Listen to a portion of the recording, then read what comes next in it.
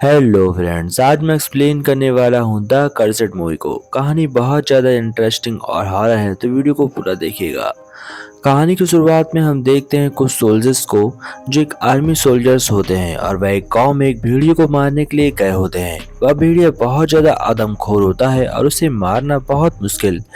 इसलिए हम देखते हैं कि वह भेड़िया एक एक करके कई सारे जवानों के ऊपर अटैक कर देता है, जिसके चलते वहां पर कई जवान मारे जाते हैं और कुछ को गोली लग जाती हैं, जो कि आपस में टकराव की वजह से होता है। फिर हम देखते हैं कुछ महीनों बाद एक गांव को। यह गांव बहुत ज़्यादा खूबसूरत होता है और यहाँ पर रहने के लिए बहुत अच्छी ज़मीन होती है। तभी हम देखते हैं श्यामस और उसकी वाइफ और उसके छोटे बेटे एडवर्ड को, जो अपनी नानी के से बहुत ज़्यादा लगाव रखता था। फिर हम देखते हैं एक बंजारों की टोली को। दरअसल बंजारे इसी जमीन पर रहते हैं और इनका दावा होता है कि यह पूरी जमीन इन्हीं की होती है। फिर हमें दिखाया जाता है एनिस को, जो इस बंजारों के साथ रहती है और ये एक जादूगरनी होती है। इसके पास रिस के दिए हुए कुछ सिक्के होते हैं, जिनके श्राप से वह किसी का भी बेहाल हाल कर सकती है। वह एक दांतों के रूप में होते हैं। फिर हम देखते हैं इस गांव के चेयरमैन सैमस को, जो अपने साथियों के साथ एक प्लान बनाता है और उनसे बातें कर रहा होता है कि किस प्रकार से इन बंजारों को यहाँ से भगाया जा सके ताकि हमें हमारी ज़मीन मिल सके। लेकिन कानूनन तो यह ज़मीन बंजारों की होती है। इसलिए सैमस अपने आदमियों के साथ मिलकर कुछ आदमियों को भेजता है और उन सभी बंजारों को जान से ख़त्म करा देता है। हम देखते हैं कि उसके आदमी बंजारों को जिंदा ही जला देते हैं और बचे हुए को चुन चुन कर मारते हैं। फिर हम देखते हैं एनिस को। वह लीडर एनिस को पकड़ लेता है और एनिस से कहता है कि अगर तुम्हारे पास जादू है तुम अपने आप को बचा कर दिखाओ।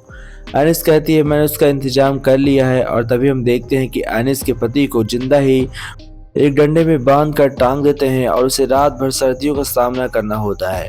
इधर एनिस को भी जमीन के अंदर जिंदा ही गाड़ दिया जाता है और उसके दांत को भी। तभी हम देखते हैं कुछ दिन बाद वो सभी मारे जाते हैं और उनका बुरा हाल होता है। लेकिन जब से ये कांड हुआ था तब से कमाल की बात होती है कि जितने भी लीडर्स उस रात वहां पर इकट्ठा हुए थे, सभी के रात में एक भयानक सपना आने लगा था। उनके सभी के सपने में एनिस और वह चमकीला चांदी का दांत और भी बहुत कुछ आने लगा था। फिर हम देखते हैं जॉन को और उसके साथी एल्बर्ट को। यह दोनों पुलिस ऑफिसर होते हैं और इन्हें बंजारों को ढूंढने का काम दिया जाता है। फिर हम देखते हैं एडवर्ड को। एडवर्ड उसी जगह पर आकर जोर से चिल्लाता है क्योंकि उसके सामने एलिस उड़ती हुई आ जाती है। दरअसल यह देखकर एल्बर्ट काफी डर जाता है क्योंकि वह सपना देख रहा था। फिर सुबह हम देखते हैं छोटे बच्चों के ग्रुप को, जिसमें कि एडवर्ड, उसकी बहन और भी कई बच्चे होते हैं। तभी उन सभी बच्चों में से टिमी सभी को लेकर उसी जगह पर जाता है जो जगह अब श्रापित हो चुकी है, यानी कि जहां पर उन्हें जिंदा गाड़ा गया था। यह देखकर उसकी बहन आलिया काफी घबरा जाती है और वहां से भागते हुए घर चली जाती है। हम देखते हैं कि इतनी देर में फौरन वहां पर कुछ लोग जाकर एडवर्ड को घर लेकर आते हैं और एडवर्ड का इलाज करने लगते हैं। रात में हम देखते हैं कि एडवर्ड के उठने की शोर होता है और तभी उसकी बहन एडवर्ड को देखने के लिए जाती है, बट वहां पर कोई भी नहीं दिखाई पड़ता। एडवर्ड का बेड खाली होता है और एडवर्ड वहां से लापता होता है। आलिया रात में उठकर एडवर्ड के रूम की ओर जाती है क्योंकि उसे ऐसा लग रहा था कि एडवर्ड उसे पुकार रहा है, लेकिन वह देखने जाती है तो वहां पर उसे कोई नहीं मिलता। नेक्स्ट डे हम देखते हैं कि जॉन और एल्बर्ट एक साथ बैठकर डिनर कर रहे होते हैं और तभी मिस्टर सेमस एल्बर्ट को कॉल करते हैं और अपने बेटे को ढूंढने का काम उसे सौंप देते हैं। एल्बर्ट के साथ जॉन भी आया होता है। दरअसल जॉन इसी केस पर काम कर रहा था काफी सालों पहले से। तभी हम देखते हैं कि उसके साथ जॉन भी होता है। जॉन फौरन आकर यहाँ पर तहकीकात करना शुरू कर देता है अपने पहले ही दिन से और वह टिमी को ढूंढ लेता है। जंगल में टिमी की लाश मिलती है जो बहुत ही बुरी हालत में होती है क्योंकि उसने उस मुकुट को पहन लिया था, जिसकी वजह से सभी लोग मुसीबत में पड़े हैं। हम देखते हैं कि जॉन वहां पर कुछ तहकीकात करता है और उसकी बॉडी से एक छोटा सा पेज पड़ा होता है, जिसे कि जॉन उठा लेता है और वह बाइबल का पेज होता है। जॉन उस पेज को लेकर अपने पास रखता है और सैमस के घर वापस से रहने के लिए चला जाता है। वह सैमस से पूछताछ करता है कि आखिर हुआ क्या था। सैमस सब कुछ सच सच बताता है। फिर हम देखते हैं वह सैमस के घर जाता है और इजाबेल से पूछताछ करता है। उसके बाद वह समझ जाता है कि आखिर यहाँ पर हुआ क्या है और फौरन उसे पुरानी केस की याद आ जाती है क्योंकि जब आर्मी स्टार्टिंग में हमने देखी थी, जो आर्मी वॉल्फ से फाइट कर रही थी। उस समय जॉन भी उसी गांव में था और उसने जो है सब कुछ अपनी आंखों से देखा था, इसलिए जॉन को इस बात पर पूरी तरीके से विश्वास हो चुका था। तभी जॉन को भी रात में सपना आता है और सपने में एनिस उसे दिखाई पड़ती है। वो एनिस को देखकर काफी डर जाता है और फिर फौरन जग कर रात में बाहर आकर देखता है तो उसे दरवाजे पर एक भेड़िया दिखाई पड़ता है, जिसे देखकर वह घबरा जाता है। वो फौरन सैमस के पास जाता है और उससे कहता है अपनी गन लेकर आओ। सैमस गन लेकर आता है और जॉन कहता है कि अब भी तुम्हें पूरी तरीके से अपने खिड़की दरवाजों को बंद करना पड़ेगा ताकि कोई भेड़िया रात में अंदर न घुसकर तुम्हारे परिवार को नुकसान पहुंचा सके। यह सारी बात सुनकर सैमस को समझ में आ चुका था कि आखिर उसका घर बहुत ही बड़ी मुसीबत में पड़ चुका है। अब कोई भी सलामत नहीं बचेगा, इसलिए जॉन कहता है कि मैं रात में ही जाकर उसे मार दूंगा। परंतु जॉन को एक जाल बिछाना होता है जिसमें कि वह भेड़िए को फांस कर मार सके और गांव वालों के सामने ला सके। तभी अगले सीन में हमें दिखाया जाता है एक लेडी को जिसके पास भेड़िया अटैक कर देता है और वो भागती हुई किसी तरीके से अपने गांव को पहुंच जाती है। गांव में जैसे वह लेडी पहुंचती है, जॉन फौरन कहता है मुझे लड़की से मिलना है, लेकिन तभी वो लड़की वहां से भाग जाती है वापस से जंगल में, क्योंकि जो भी भेड़िया द्वारा काटा जा रहा था जॉन उसे जान से मार दे रहा था, क्योंकि जॉन को पता था यह भी भेड़िया बन जाएगा। यह सब कुछ देखकर सभी के मन में डर बैठ गया था और सभी लोग घर से निकलना बंद कर चुके थे। तभी जॉन कहता है कि अब तुम लोग गांव में भी सुरक्षित नहीं हो, क्योंकि एक भेड़िया अगर गांव में घुस गया तो वह तुम सभी को मार देगा। इसलिए वह सभी को लेकर चर्च के अंदर रहने के लिए कहता है, क्योंकि चर्च के दरवाजे काफी ज्यादा मजबूत होते हैं और प्लस गांव वालों की सुरक्षा के लिए चर्च से अच्छी कोई जगह नहीं हो सकती। इसलिए सभी चर्च के अंदर जाकर छिप जाते हैं और अंदर से दरवाजे को अच्छी तरह लॉक कर लेते हैं। फिर हम देखते हैं कि सैमस की जो नौकरानी होती है वह कपड़े लेने के लिए बाहर जाती है और तभी उससे भी वही भेड़िया आकर काट लेता है। सभी का बुरा हाल था, जो भी भेड़िया द्वारा काटा जा रहा था वो भी भेड़िया में बदल रहा था।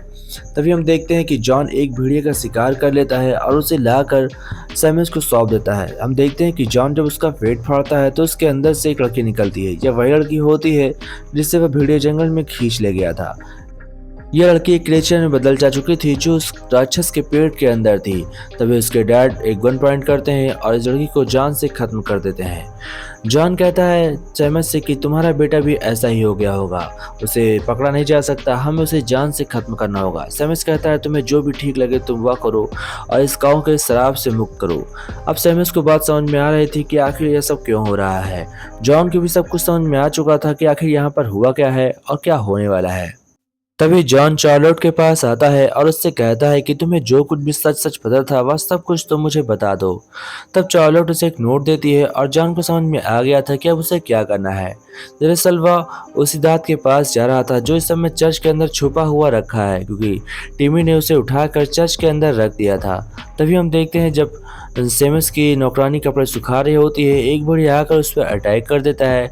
वह उसे जान से नहीं मारता, इसलिए हम देखते हैं कि वह जिंदा तो बच जाती है बट धीमे धीमे भेड़िया बनने लगती है। वह एक रूम में अकेले चुपचाप बैठी होती है। तभी हम देखते हैं सैमस रात में भेड़ियों को ढूंढ कर घर आता है पर उसे कोई भेड़िया नहीं मिलता। सैमस डर कर रहा होता है और उसकी नौकरानी के हाथ जोर जोर से कांप रहे होते हैं। वह एक बार पूछता है कि आखिर तुम्हारे साथ ऐसा क्यों हो रहा है, बट वह किस तरीके से बात को टाल देती है। फिर हम देखते हैं जॉन इजाबेल से पूछताछ करता है और उससे कहता है कि आप ही मुझे सब कुछ सच सच बता दें। तभी हम देखते हैं इजाबेल सब कुछ उसे बताने वाली होती है कि इतनी देर में वहां पर सैमस आता है और वह उसे लेकर वहां से निकल जाता है। फिर वह जॉन को चेतावनी देता है और उससे कहता है कि तुम्हें जल्द से जल्द अपना यहाँ पर काम खत्म करना होगा, तुम्हारी वजह से बहुत लोग मर रहे हैं। जॉन वापस से जाकर सो जाता है और फिर हम देखते हैं सैमस को रात में किसी के चलने की आवाज आ रही थी, इसलिए सैमस कैंडल लेकर अकेले ही घर में उस भेड़िया को ढूंढ लगता है। दरअसल यह कोई भेड़िया नहीं होती है, यह इसी की बेटी होती है जो पूरी तरीके से भेड़िया में बदल चुकी है। तभी हम देखते हैं जॉन से कुछ हो नहीं रहा था और वह काली का गोली मारने में इतराता है। तभी नए सोल्जर्स फौरन उठते हैं और उससे बुरी तरीके से शूट कर जान से खत्म कर देते हैं। सैमस अपने घर के भेड़िए से लड़ रहा होता है और तभी वह भेड़िया जो उसकी नौकरानी थी वह भेड़िया में बदल जाती है और वह सैमस को काट लेती है। इधर घर में आग लग जाती है और वह आग धीमे धीमे फैल जाती है और आग का बहुत ज़्यादा बुरा असर पड़ता है इस घर के ऊपर। फिर हमें दिखाया जाता है जॉन को जो सभी से कहता है कि तुम लोगों के अंदर चर्च में ही रहना होगा, चर्च से बाहर नहीं आओगे जब तक कि आर्मी बाहर आ नहीं जाती। सभी बहुत ज़्यादा टेंशन में होते हैं और उन्हें समझ में नहीं आ रहा होता है कि आखिर उनके साथ क्या हो रहा है। जॉन आकर उन्हें समझाता है कि ये सभी लोग चांदी से बहुत ज़्यादा डरते हैं, अगर तुम में से किसी के पास चांदी है तो उसे सामने रखना ताकि कोई भेड़िया तुम्हें लोगों के ऊपर अटैक न करे। जॉन इजाबेल से बात करता है और उसे बताता है कि मेरी बीवी और बच्चे को भी इस तरीके भेड़िया ने मारा था। तब से लेकर मैं आज तक भेड़ियों का शिकार कर रहा हूँ और मैं सभी को एक एक करके जान से खत्म कर दूंगा। फिर हम देखते हैं इजाबेल को जो चर्च का दरवाजा खोल देती है और वह भेड़िया चर्च के अंदर एंटर करता है और बेरहम कातिल जैसे सभी को एक एक करके जान से मारने लगता है। फिर हम देखते हैं कि जॉन दूर से अपनी बंदूक उठाता है और उसमें चांदी की गोलियां होती हैं, जिसके चलते वह आसानी से इसे शूट करके आसानी से खत्म कर देता है।